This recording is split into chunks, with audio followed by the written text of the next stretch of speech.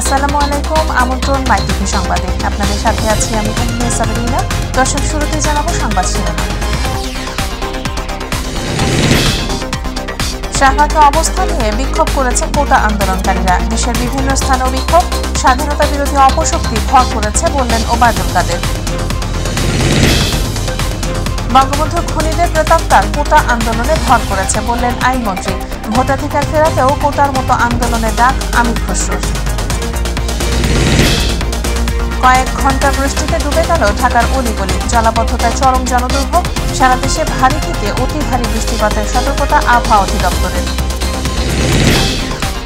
এবং বৃষ্টি আর উজানের ঢলে দেশের উত্তর ও মধ্যাঞ্চলের কয়েক জেলায় বন্যা পরিস্থিতির অবনতি, প্রত্যন্ত এলাকাগুলোতে ত্রাণ সহায়তা না পৌঁছানোর অভিযোগ।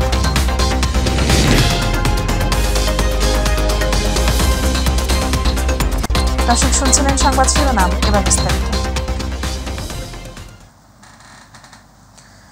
ধারাবাহিক কর্মসূচির অংশ হিসেবে আজ শুক্রবারও বিক্ষোভ সমাবেশ নিয়ে শাহবাগে জড়ো হন বৈষম্য বিরোধী বা কোটা সংস্কারের দাবিতে আন্দোলনকারী শিক্ষার্থীরা।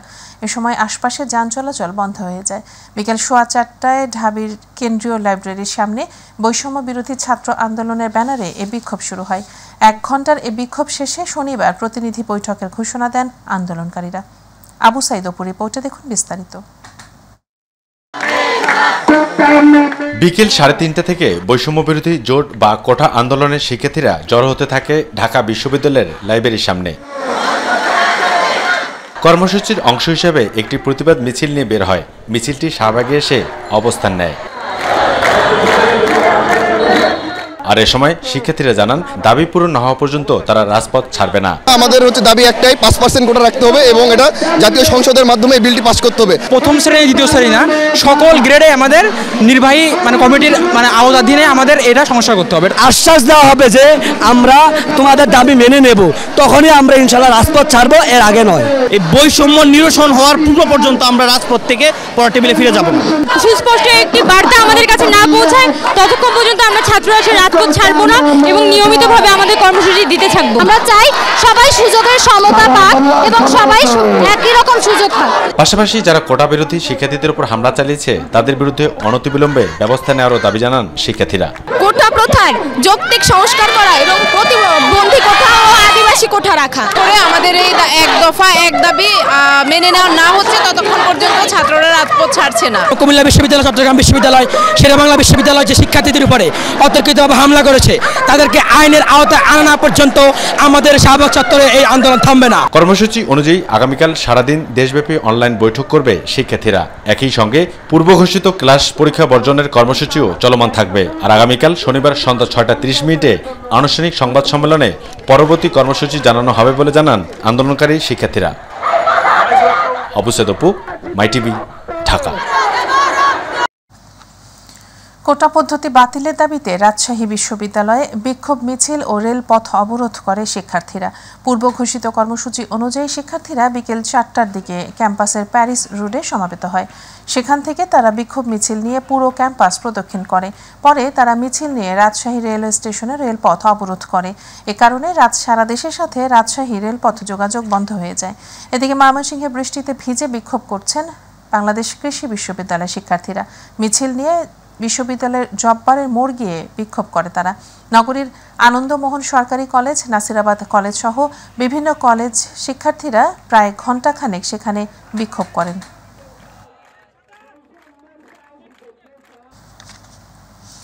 কোটা সংস্কার আন্দোলনকারীদের আদালতের আদেশ মেনে চলার আহ্বান জানিয়েছেন ঢাকা মহানগর পুলিশের কমিশনার হাবিবুর রহমান।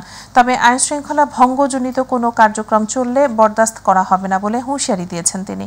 দুপুরে রাজধানীর সেগুনবাগিচায় ক্যাব চত্বরে আয়োজিত ওয়ালটন ক্যাব স্পোর্টস ফেস্টিভ্যাল 2024 ও ফল উৎসব অনুষ্ঠানে ভার্চুয়ালি যুক্ত হয়ে তিনি এসব কথা জানান।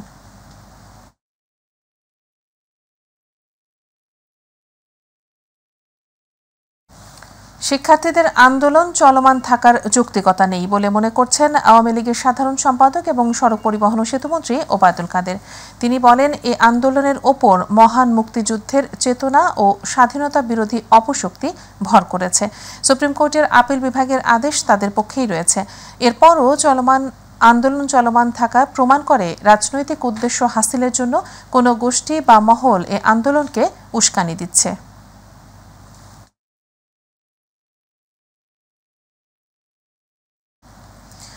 যারা বাংলাদেশের স্বাধীনতার বিরোধিতা করেছিল এবং ষড়যন্ত্র করে বঙ্গবন্ধু শেখ মুজিবুর রহমানকে সপরিবারে হত্যা করেছিল, সেই প্রেতাত্মারা আজ কোটা সংস্কার আন্দোলনের নামে ষড়যন্ত্রে লিপ্ত বলে মন্তব্য করেছেন আইনমন্ত্রী আনিসুল হক। সকালে ঢাকা থেকে মহানগর প্রভাতী ট্রেন যোগে ব্রাহ্মণবাড়িয়ার আখাউড়া রেলওয়ে জংশন স্টেশনে এসে পৌঁছে স্থানীয় সাংবাদিকদের মুখোমুখি হয়ে এক প্রশ্নের জবাবে তিনি এসব কথা বলেন। এ সময় তিনি আরও বলেন, নতুন প্রজন্মের ছাত্রছাত্রীরা যারা কোটার ব্যাপারে তাদের বক্তব্য পেশ করেছে এবং এর প্রেক্ষিতে সর্বোচ্চ আদালত যে আদেশ দিয়েছেন সেই আদেশ মেনে তারা ঘরে ফিরে যাবেন। তার 17 জন পরিবারের সদস্য সহ হত্যা করেছে সেই প্রেতাত্মা আজকে যে কিছুটা হলো এই এর মধ্যে ষড়যন্ত্রের মধ্যে লিপ্ত না, সেটা তো আমি অস্বীকার করতে পারবো না। বিএনপি জামাত শিবির ছাত্রদল কোটা বিরোধীদের কাঁধে ভর করে দেশকে অস্থিতিশীল করছে বলে মন্তব্য করেছেন বাংলাদেশ আওয়ামী লীগের সভাপতি মণ্ডলীর সদস্য অ্যাডভোকেট কামরুল ইসলাম। কেরানীগঞ্জের মডেল থানার শাক্তা ইউনিয়নে নবাবচর সরকারি খেলার মাঠের উন্নয়ন কাজের উদ্বোধনী অনুষ্ঠানে প্রধান অতিথির বক্তব্যে তিনি একথা বলেন। এ সময় তিনি আরও বলেন, দেশে যে কোনো সময় একটা অঘটন ঘটতে পারে, তার জন্য সরকার দায়ী হবে না, দায়ী হবে ফখরুল ইসলাম আলমগীর, জামাত, বিএনপি, স্বাধীনতা বিরোধী শক্তি, যারা কোমলমতি ছাত্রদের ব্যবহার করে আজকে একটি জনদুর্ভোগ সৃষ্টি করার চেষ্টা করছে।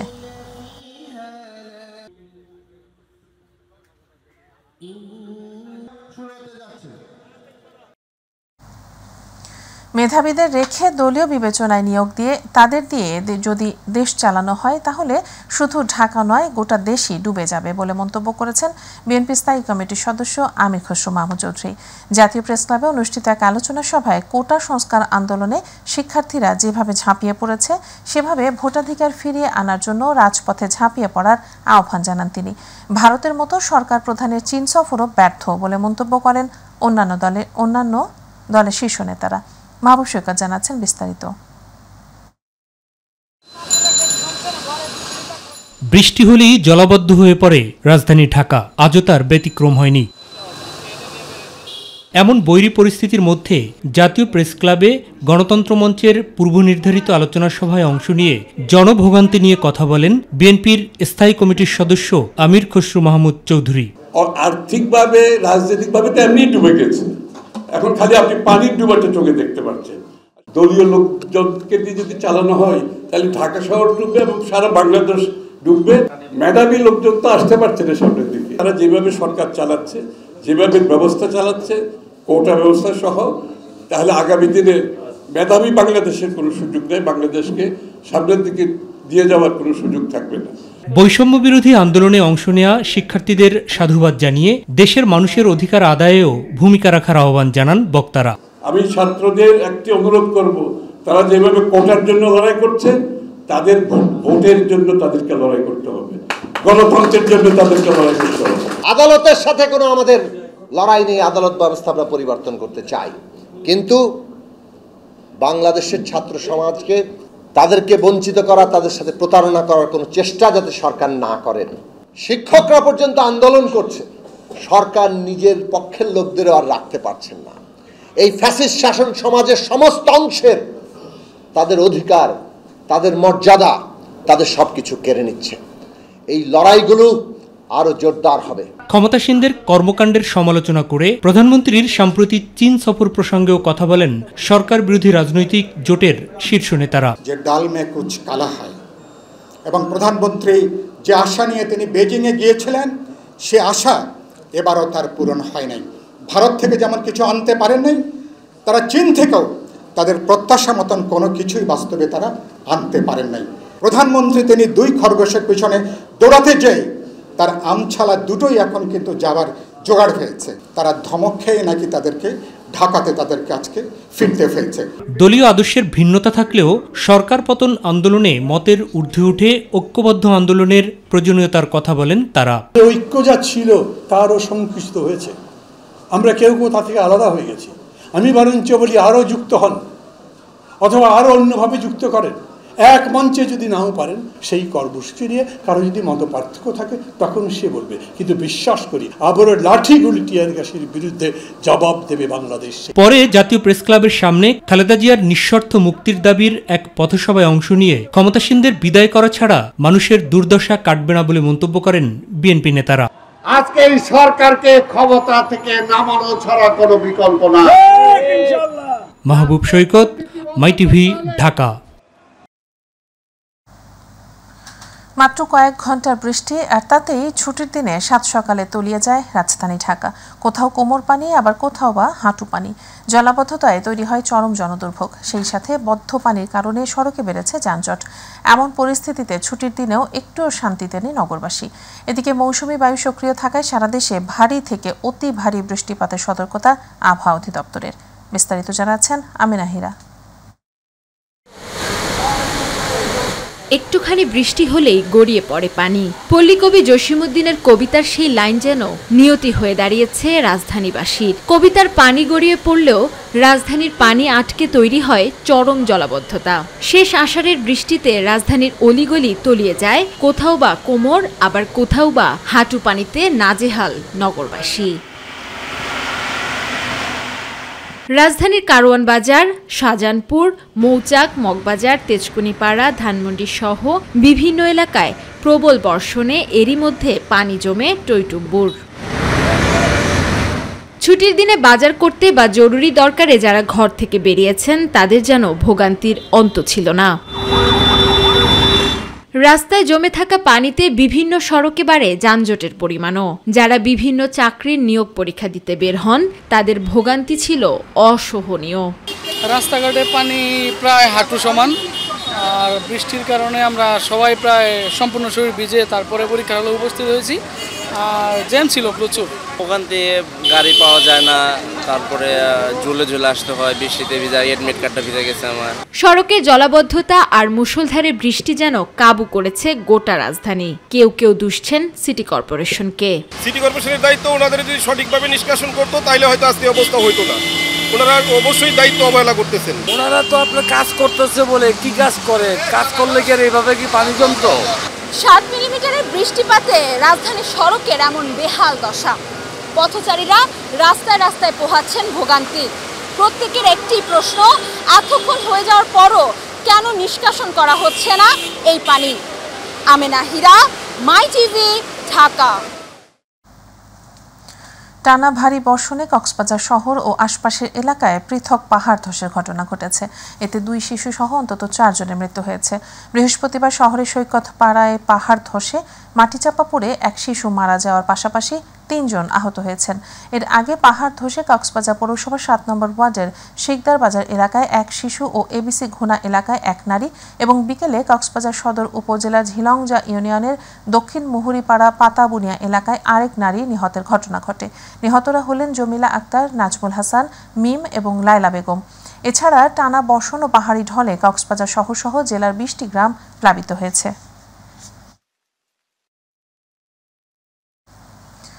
বৃষ্টি আর উজানের ঢলে উত্তর ও মধ্যাঞ্চলের কয়েক জেলায় বন্যা পরিস্থিতির আরও অবনতি হয়েছে। অবর্ণনীয় কষ্টে দিন কাটছে বানভাসী লাখো পরিবারের মানুষের। যমুনা নদীর পানি বৃদ্ধি অব্যাহত থাকায় জামালপুরে নতুন নতুন এলাকা প্লাবিত হয়েছে। বাড়িঘর ছেড়ে অনেকেই আশ্রয় নিয়েছেন উঁচু জায়গা কিংবা আশ্রয় কেন্দ্রে। প্রত্যন্ত এলাকাগুলোতে ত্রাণ সহায়তা না পৌঁছানোরও অভিযোগ রয়েছে।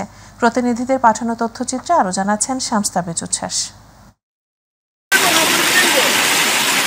বৃষ্টি আর উজানের ঢলে উত্তর ও মধ্য অঞ্চলের বেশ কয়েক জেলায় বন্যা পরিস্থিতি আরও অবনতি হয়েছে। অবর্ণনীয় কষ্টে দিন কাটছে বানভাসী লাখো পরিবারের। 11 দিন ধরে চলা বৃষ্টি ও বন্যায় চরম ভোগান্তিতে কাটছে কুড়িগ্রামের চরবাসীদের দিন। জেলার প্রায় 4.5 শতাধিক চরসহ প্রায় 2 লাখ মানুষ বন্যায় অসহনীয় দিন যাপন করছে। অপরিচিত নৌকা দেখলেই ভেলায় অথবা ডিঙ্গি নৌকায় ছুটছেন চরের মানুষ। দুর্গম অনেক চরে মানুষের কাছে পৌঁছায়নি খাদ্য সহায়তা। 8-10 দিন থেকে পানি, মানে খাওয়া দাওয়া চলাফেরা করার কষ্ট হবার দেখছি। চেয়ারম্যান মেম্বার কেউ সহযোগিতা করে নাই। জল পানির জন্য বের হতে পারি না, বাচ্চা কোচ্চাক নিয়ে অনেক সমস্যা, খাওয়া দাওয়ার কষ্ট। যমুনা নদীর পানি বৃদ্ধি অব্যাহত থাকায় জামালপুরে নতুন নতুন এলাকা প্লাবিত হয়েছে। দ্বিতীয় ধাপের বন্যায় বাহাদুরাবাদ পয়েন্টে গত 24 ঘন্টায় 4 সেন্টিমিটার বেড়ে বিপদসীমার 55 সেন্টিমিটার উপর দিয়ে প্রবাহিত হচ্ছে। 6টি উপজেলার 41টি ইউনিয়নের নিম্নাঞ্চলের 3 লাখ মানুষ পানিবন্দী। বাড়িঘর ছেড়ে অনেকে আশ্রয় নিয়েছেন উঁচু জায়গা বা আশ্রয় কেন্দ্রে। যমুনা সহ নদ নদীর পানি বাড়তে থাকায় সিরাজগঞ্জে বন্যা পরিস্থিতির অবনতি হয়েছে। বন্যার পাশাপাশি চলছে ভাঙন। জেলা সদর, চৌহালি, শাহজাদপুর উপজেলায় বিলীন হয়েছে নানান স্থাপনা। বন্যা কবলিত এলাকাগুলোতে দেখা দিয়েছে খাবার, বিশুদ্ধ পানির তীব্র সংকট। প্রশাসনের হিসেবে পানিবন্দী জেলার 5 উপজেলায় প্রায় 50,000 মানুষ। দ্বিতীয় দফায় বন্যার রেশ কাটতে না কাটতেই ভারী বৃষ্টি ও পাহাড়ি ঢলে পানিতে সুনামগঞ্জে ফের বন্যা পরিস্থিতি দেখা দিয়েছে। সুরমা নদীর পানি 45 সেন্টিমিটার বৃদ্ধি পেয়ে সুনামগঞ্জ শহরের 16 ঘর পয়েন্টের বিপদসীমার 30 সেন্টিমিটার উপর দিয়ে প্রবাহিত হচ্ছে। পাহাড়ি ঢলের পানিতে সুনামগঞ্জ তাহিরপুর সড়ক প্লাবিত হয়ে সরাসরি যান চলাচল বন্ধ রয়েছে। এতে দুর্ভোগ পোহাতে হচ্ছে এই সড়কের পাশাপাশি বাসিন্দাদের। শামস তাবরিজ উচ্ছ্বাস, মাই টিভি নিউজ ডেস্ক। ঢাকার কেরানীগঞ্জে 4 দেয়ালে বন্দী 5 পরিবারের অর্ধশত লোক। বাড়ি তৈরির সময় 20 বছরের পুরনো রাস্তা বন্ধ করে 8 ফুট দেয়াল তুলে দিয়েছে এলাকার প্রভাবশালী এক পরিবার।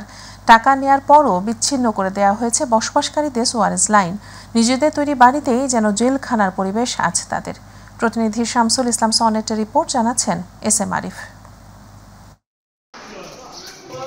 চিরকুমারী ফাতেমা বেগম ছোট ভাইদের প্রতিষ্ঠা করতে গিয়ে বিয়ে না করেই কাটিয়েছেন প্রায় অর্ধশত বছর। প্রবাসী ভাইদের বিদেশি টাকায় করেছেন বহুতল বিল্ডিং। মা আর 3 ভাইয়ের পরিবার নিয়ে সুখের সংসার।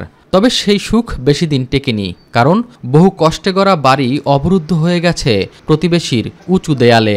দীর্ঘদিন চলতাছি বাড়ি ঘরের ভিতরে, এখন 20 বছর পরে হঠাৎ করে আমার রাস্তাটার সামনে ওয়াল দিয়া জেলখানা থেকে উঁচা করে আটকাই দিচ্ছে। পায়খানা নাই, কিছু নাই, গোসলের জায়গা নাই। ওনার 2 ভাই পয়সা কামায় বিল্ডিং বানাইছে, অনেক রাস্তা নাই।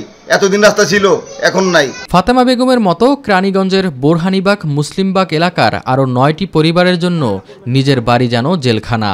সরু রাস্তা, উঁচু দেয়াল আর মই বেয়েই আসা যাওয়া করতে হয় 5টি বাড়ির সদস্যদের। ঝুঁকি নিয়ে পারাপার হতে গিয়ে অনেকেই হয়েছেন আহত। শিশু, বৃদ্ধা কিংবা কেউ অসুস্থ হলেও দেয়াল টপকানো ছাড়া পথ নেই। বাধ্য হয়ে ইতিমধ্যে বাড়ি বিক্রি করে অন্যত্র চলে গেছে 2টি পরিবার। 2জন ঘরে তালা মেরে থাকছেন ভাড়া বাড়িতে। কোনো উপায় না পেয়ে অবরুদ্ধ একটি বাড়িতে বসবাস করছেন বাকিরা। তাদের দাবি, প্রভাবশালী একটি পরিবার 8 ফিট উঁচু দেয়াল দিয়ে চলাচলের একমাত্র রাস্তাটি বন্ধ করে দেয় এই ভোগান্তি। 52,000 টাকা সড়ক লাইনের জন্য সানাউল্লাহর জামাই, নাম হলো শিমুল, উনি টাকা পয়সা নিয়ে আমাদের রোড আটকায় দিছে। অনেক জায়গায় আমরা গেছি, কোনো কাজ হয় না। লাস্টে আমি বাড়ি ছাইরা 2 মাস ধরে ভাড়া গেছি। অভিযোগ ভিত্তিহীন দাবি করে অভিযুক্ত ছাত্রলীগ নেতা শিমুল জানান, অন্যের ব্যক্তিগত জায়গায় রাস্তা বানাতে এটি একটি চক্রান্ত। ওর জায়গা হচ্ছে আমার শ্বশুরের, ওরা সরকারের রাস্তা নেওয়ার জন্য উনি বিভিন্নভাবে এটা একটা মিথ্যা ক্লেম দিচ্ছে। এ বিষয়ে ক্যামেরার সামনে কথা বলতে রাজি হননি উপজেলা নির্বাহী কর্মকর্তা আবু রিয়াদ। SM আরিফ, মাই টিভি। চট্টগ্রামের বাজারে সব পণ্যের দাম ঊর্ধ্বমুখী। বেড়েছে মাছ, মুরগি, সবজির দাম। ক্রেতারা বলছেন বাজারে দাম নিয়ন্ত্রণে সরকারি তদারকি দরকার। আজ চট্টগ্রাম নগরী বিভিন্ন বাজার ঘুরে দেখা গেছে বেড়েছে সব ধরনের সবজির দাম। দাম বেড়েছে কেজি প্রতি 40 থেকে 60 টাকা পর্যন্ত। বৃষ্টির কারণে মাঠে সবজি কম, তাই দাম বাড়তি বলে দাবি বিক্রেতাদের। এছাড়া 580 থেকে 600 এবং 320 টাকায় দেশি ও সোনালী মুরগির দাম গত সপ্তাহের মতো স্থিতিশীল থাকলেও 20 টাকা বেড়ে ব্রয়লার মুরগির বিক্রি হচ্ছে 190 টাকা দরে। সমুদ্রে মাছ ধরা নিষেধের কারণে বাজারে সামুদ্রিক মাছের সরবরাহ কম। এ কারণে সব ধরনের সামুদ্রিক মাছের পাশাপাশি মিঠা পানির মাছের দামও বেড়েছে কেজি প্রতি 50 থেকে 100 টাকা। তবে ক্রেতারা বলছেন দ্রব্যমূল্যের দাম নিয়ন্ত্রণে সরকারের কড়া মনিটরিং দরকার। 65 টাকা কেজি, টমেটো 200 টাকা, আপনার শসা 100 টাকা, বরবটি 140 টাকা, টিপকাওয়ালা 120 টাকা, ঝিঙ্গা 100 টাকা।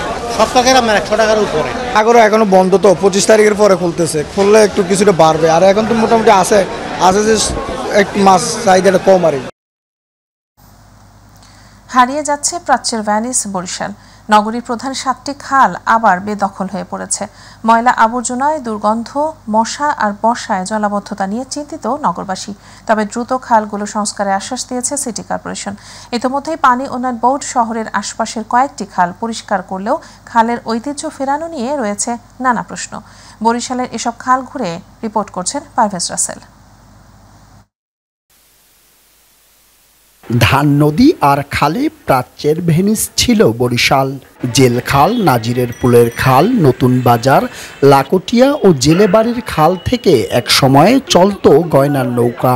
এক সময়ের শহরের প্রাণ 29টি খাল এখন দখল, দূষণ আর জলাবদ্ধতায় প্রায় বিলীন। অব্যবস্থাপনা, অবহেলা আর সঠিক খননের অভাবে সামান্য বৃষ্টিতে সৃষ্টি জলাবদ্ধতা সৃষ্টি হয় সবগুলো খালের চারপাশে। প্রতিটি খাল ময়লার ভাগাড়ে রূপান্তর হওয়ায় দুর্গন্ধ, মশামাছি উৎপাদনের কেন্দ্রে পরিণত হয়েছে।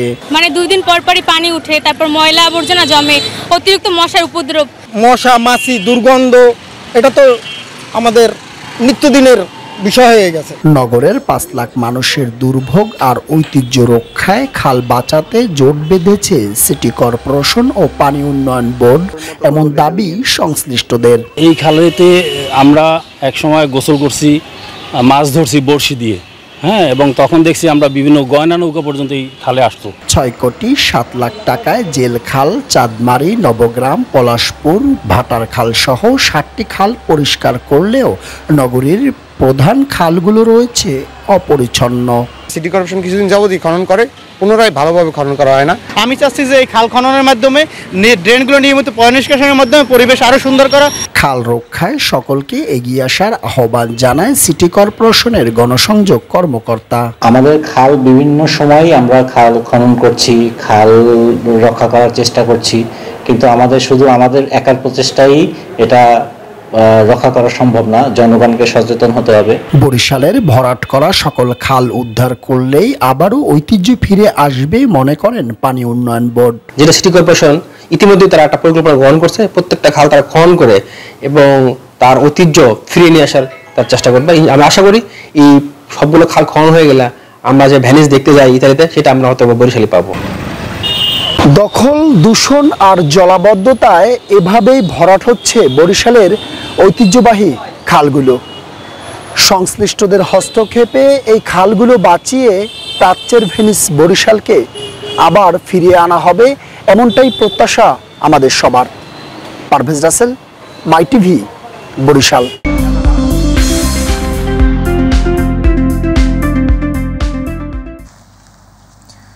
মালয়েশিয়ায় আন্তর্জাতিক মেশিনারি মেলায় প্রথমবারের মতো অংশগ্রহণ করেছে বাংলাদেশ। কুয়ালালামপুরে বাংলাদেশ হাই কমিশনের উদ্যোগে প্রথমবারের মতো 35তম মালয়েশিয়া আন্তর্জাতিক মেশিনারি মেলায় আয়োজকদের বিশেষ আমন্ত্রণে বাংলাদেশ অংশগ্রহণ করে। মালয়েশিয়ার প্রতিনিধি আশরাফুল মামুন জানান, ইউএস ইভেন্ট ম্যানেজমেন্ট আয়োজিত এই মেলা Malaysia international trade and exhibition সেন্টারে অনুষ্ঠিত হচ্ছে। মেলায় বাংলাদেশ সহ 10টি দেশের 780টি প্রতিষ্ঠান অংশ নিয়েছে।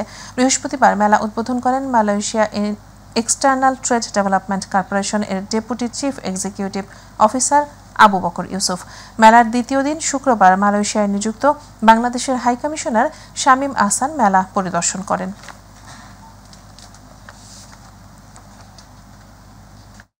বিদেশে আমাদের এই ধরনের প্রোডাক্টের যথেষ্ট চাহিদা আছে। তা আমি এই এক্সিবিশনে অংশগ্রহণের জন্য, এটি বাংলাদেশ হাই কমিশনে অংশগ্রহণ করছে, কিন্তু বাংলাদেশের যে সমস্ত কোম্পানি, রপ্তানিকারক প্রতিষ্ঠান আমাদেরকে পণ্য দিয়ে, এক্সপোর্টেবলস দিয়ে সহায়তা করেছেন, আমি তাদেরকে ধন্যবাদ জানাচ্ছি। এর সাথে সংবাদের শেষ প্রান্তে আমরা যাবার আগে আরও একবার জানিয়ে দিচ্ছি সংবাদ শিরোনামগুলো। শাহবাগে অবস্থান নিয়ে বিক্ষোভ করেছে কোটা আন্দোলনকারীরা। দেশের বিভিন্ন স্থানেও বিক্ষোভ, স্বাধীনতা বিরোধী অপশক্তি ভর করেছে বললেন ওবায়দুল কাদের। বঙ্গবন্ধুর খুনিদের প্রেতাত্মা কোটা আন্দোলনে ভর করেছে বললেন আইনমন্ত্রী। ভোটাধিকার ফেরাতেও কোটার মতো আন্দোলনের ডাক আমির খসরুর। কয়েক ঘন্টা বৃষ্টিতে ডুবে গেল ঢাকার অলিগলি। জলাবদ্ধতায় চরম জনদুর্ভোগ, সারা দেশে ভারী থেকে অতি ভারী বৃষ্টিপাতের সতর্কতা আবহাওয়া দপ্তরের। এবং বৃষ্টি আর উজানের ফলে দেশের উত্তর ও মধ্যাঞ্চলের কয়েকটি জেলায় বন্যা পরিস্থিতির অবনতি, প্রত্যন্ত এলাকাগুলোতে ত্রাণ সহায়তা না পৌঁছানোর অভিযোগ।